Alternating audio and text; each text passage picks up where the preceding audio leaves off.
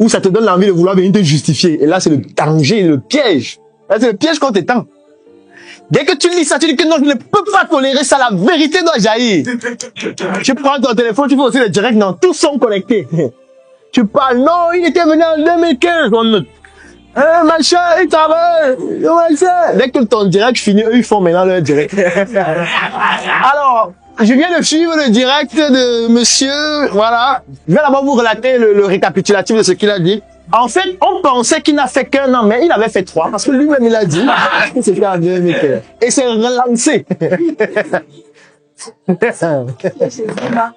Et tu ne peux pas gagner contre tous ces gens. Tu peux pas.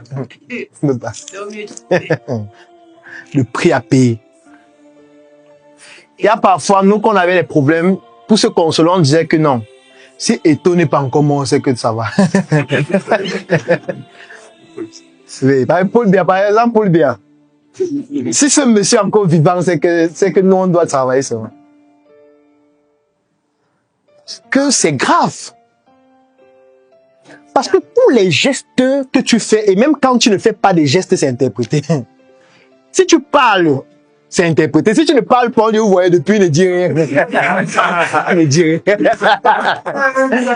Donc finalement, tu ne sais pas quoi faire. Tu ne sais pas quoi faire. Chaque action que tu poses, ils auront toujours raison. Ils auront raison. Tu vas faire comment?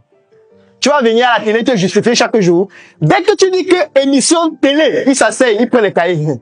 Chaque phrase que tu dis, ils coupent les extraits. Ils disent que, écoutons cet extrait de Samuel.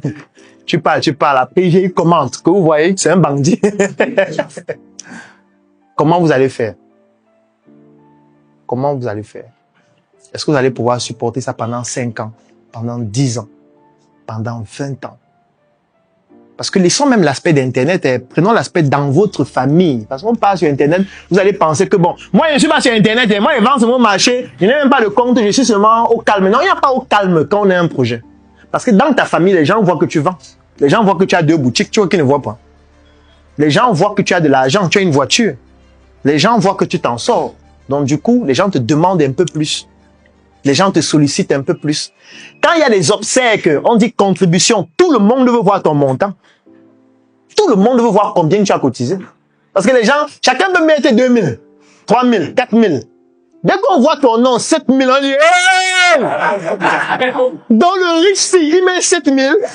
Vous voyez le mépris qu'il a pour l'être humain. Vous voyez le mépris. Ça veut dire qu'en fait, il n'aimait même pas le monsieur là. Ouais, ils marchaient ensemble chaque jour, mais il ne l'aimait pas. Comment le jour de ses obsèques, il met seulement 7 000, tu vois? Le